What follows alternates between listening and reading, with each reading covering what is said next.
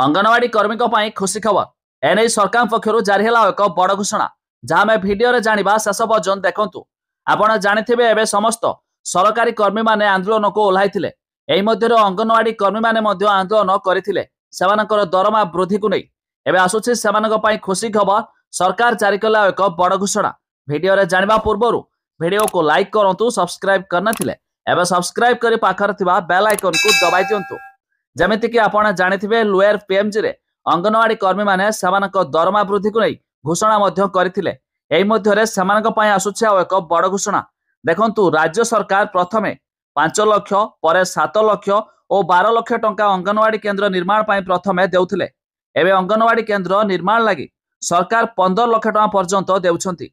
हेले मुख्य शासन सचिव अध्यक्षतार गोटे बैठक किछ दिन तले होइथिला। एथिरे सरकार पक्षरु अंगनवाड़ी केन्द्र प्रतिष्ठा लागि 25 लाख टंका पर्यंत दियाजिबा प्रस्ताव रही, जोठारे अर्थ अभाव कारण अधा पंतरिया भावे अंगनवाड़ी केन्द्र पड़ी रही। विधायक माने तालिका प्रस्तुत करी सीडीपीओ को माध्यम रिपोर्ट प्रदान कले विभाग पक्षरु तार कार्य कराजिबो। तबे विभाग निज अर्थरे जागा किणी अंगनवाड़ी करबा लागि प्रस्तुत अछि।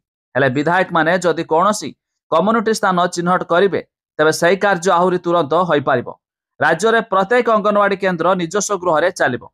राज्य समुदाय 74,224 अंगनवाड़ी केन्द्र थिबा बेले सेथि मध्यरु 20,150 केन्द्र निजस्व गृह नाई बोली उपमुख्यमंत्री प्रभाती परिडा कहिसंती। एहा भी मध्य से सूचना देइछंती खूब शीघ्र मध्य अंगनवाड़ी कर्मी को दरमा मध्य वृद्धि होबाकू जाउछि।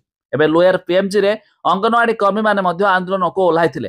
तबे सेमानक आंदोलन को लक्ष्य करी खूब शीघ्र एमानक दरमा वृद्धि होबा नै मध्य सूचना रहिछि। आ जदि दरमा वृद्धि हुए तबे 10,000 परिवर्ते 17,000 टंका मिलियो बोली मध्य सूचना रही। सरकार पक्षरु खूब शीघ्र विधिवत भावे घोषणा आसवाकू जाउछि।